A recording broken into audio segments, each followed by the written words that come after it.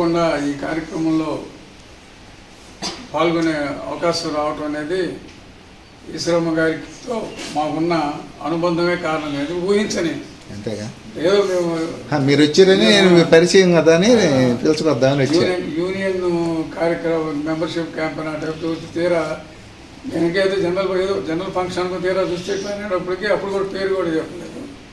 తర్వాత ఇప్పుడు లోపలికి వచ్చేటప్పటికి ఇట్లా ఈశ్వరమ్మ గారు అన్నప్పుడు ఆయన పేరు అనగానే వెంటనే గుర్తొచ్చింది. అంటే వాస్తవంగా ఇక్కడ వచ్చి చేయటం అంతా తెలుసు కానీ నేను మర్చిపోయాను, ప్లేస్ గుర్తుండదు. అట్లా ఈశ్వరమ్మ గారు చాలా సౌమ్యులు. ఆమె ఒక పెద్ద మనిషిలాగా పెద్దరికం అన్నమాట. ఇంట్లో మామూలుగా జనరల్గా పెద్దవాళ్ళు ఉంటాం అందరు వయసు, అట్లా కాకుండా ఆమె మనిషి స్వభావంలోనే మాట తీరులోనే ఏదన్నా ఒక ఇది కూడా మొత్తం కూడా ఒక పెద్ద తరహాగా ఉంటుంది. కరేడులో మేము కలిసి పనిచేసేటప్పుడే అక్కడి నుంచి ఇక్కడ రావడం. తర్వాత నేను కరేడు హై స్కూల్ నుంచి 2019లో కనిగిరి మండలం తాలూరు హై స్కూల్ హెడ్ మాస్టర్గా పోవడం జరిగింది. ఇంకా జనవరిలో రిటైర్మెంట్ అని చెప్పడం జరిగింది. ఈలోపే ఈ అనారోగ్య కారణంతో ఇది కావటం అనేది కొంచెం బాధాకరమైన విషయం. రిటైర్ అయ్యా కొంతకాలం మనవరాళ్ళు వాళ్ళందరితో షేర్ చేసుకొని ఇదైతే ఎవరు కూడా ఇక్కడ తప్పదు, గిట్టుడు కొరకు అనేది అందరికీ తెలిసిందే. కాకపోతే ఏంటంటే మ్యాక్సిమం పీరియడ్ అయిపోయాకైతే ఎవరు పెద్ద ఇదిగా ఇంకా వాళ్ళు ఇదయ్యారంటారు. మంచిగా ఎవరు వాళ్ళు ఇబ్బంది పడకుండా, ఇతరులను ఇబ్బంది పెట్టకుండా ఇదైనా పరిస్థితి. మరి ఈ ఈశ్వరమ్మ గారి ఈ బెనిఫిట్స్ వీటన్నిటిలో కూడా మన పాఠశాల ఇన్ఛార్జ్ హెడ్ మాస్టర్ సుబ్బారావు గారి మరి హెడ్ మాస్టర్ వీళ్ళందరూ అన్నీ సక్రమంగా చేసి పంపిస్తున్నారు. అందులో ఏదైనా అవసరం అయితే నా దృష్టి చేసుకొచ్చినా కూడా ఏపీటీవీ పక్షాన కూడా వారికి ఆ పనులు పూర్తి కావడానికి సహకరిస్తామని చెప్పి కూడా ఈ సందర్భంలో తెలియజేస్తూ ఈ రకంగా పాల్గొని రావడం అనేది అది ఈశ్వరమ్మ గారితో మాకున్న అనుబంధమే కారణంగా ఫీల్ అవుతూ ఎంతో ఇది అన్హ్యాపీ ఈవెంట్ అయినా హ్యాపీగా ఫీల్ అవుతున్నాను అనమాట. Okay, thanks to everybody.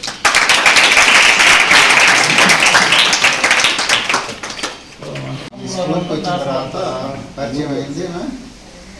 అకాల మరణం బాధాకరం చేసింది. ఆ రోజు నాకు 11:30కి ఫోన్ చేశారు. అప్పుడు వెళ్దాం అనుకుంటే అప్పటికే బయలుదేరి అన్నారు. అయితే ఆమె చాలా ఓర్పుగా పెద్ద వయసులో కూడా అంత వయసులో కూడా తిరుగుతూ వర్క్ చేయటం అంటే చాలా గొప్ప విషయం. ఓర్పుగా పనిచేస్తూ ఉండేది.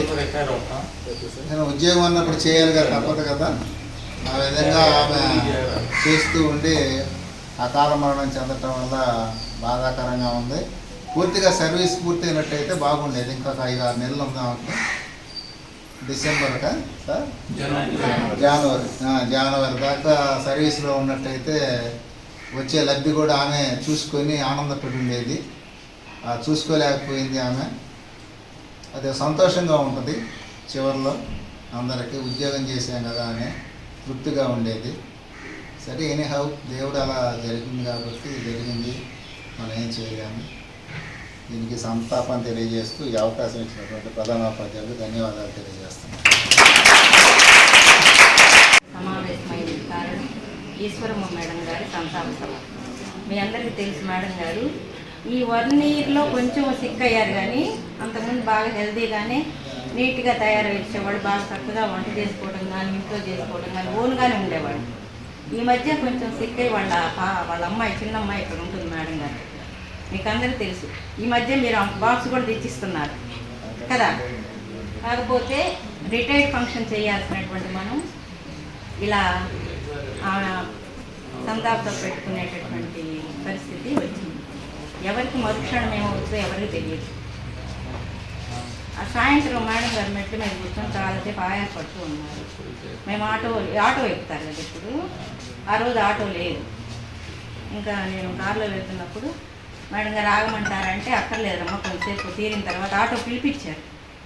కొంచెం ఆగాక వెళ్తానన్నారు. రోజు ఇట్లాగే అనుకున్నామే కానీ అసలు మేము గెస్ట్ చేయనటువంటి విషయం. తర్వాత నైట్ మెసేజ్ 2 గంటలకు చూస్తే నేను సార్ మెసేజ్ పెట్టుకున్నాను.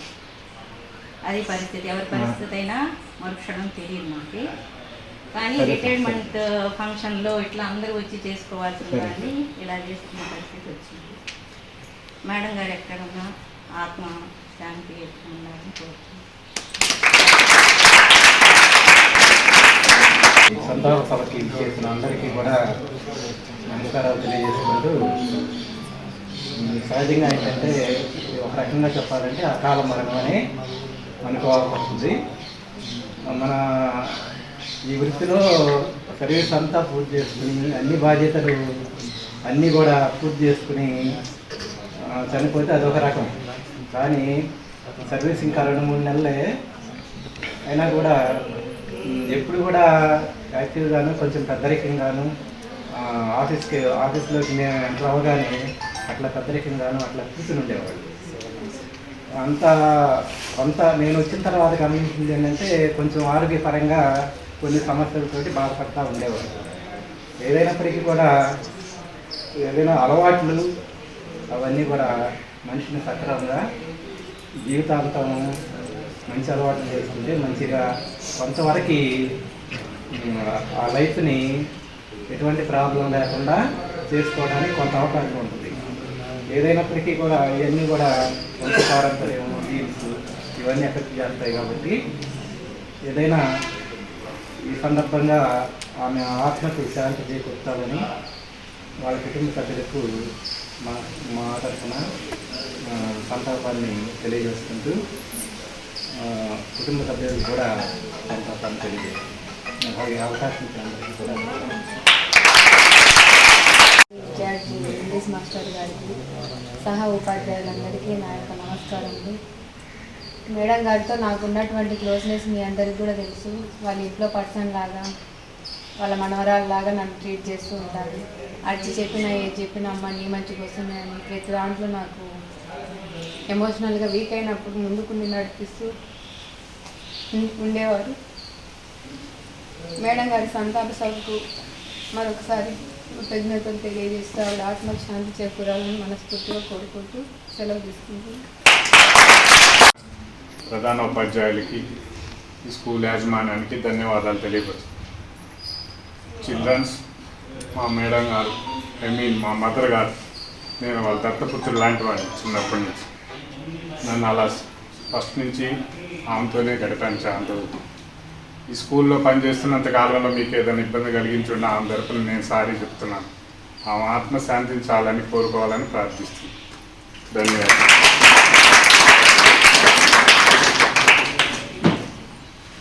8:30కి వచ్చేస్తాను.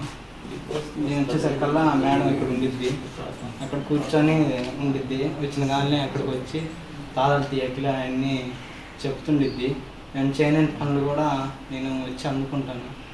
మేడం గారు చాలా మంచివాళ్ళు. ఏదన్నా తెలియకపోతే చెప్తారు, సార్ తోటి ఇలా మాట్లాడాలి, ఇలా ఉండాలంటే అని. ఇంకా నేను హఠాత్తుగా మేడంకి ఇలా అయిందని చాలా బాధపడుతున్నాను. మేడం ఆత్మగా శాంతించాలని కోరుకుంటున్నాను.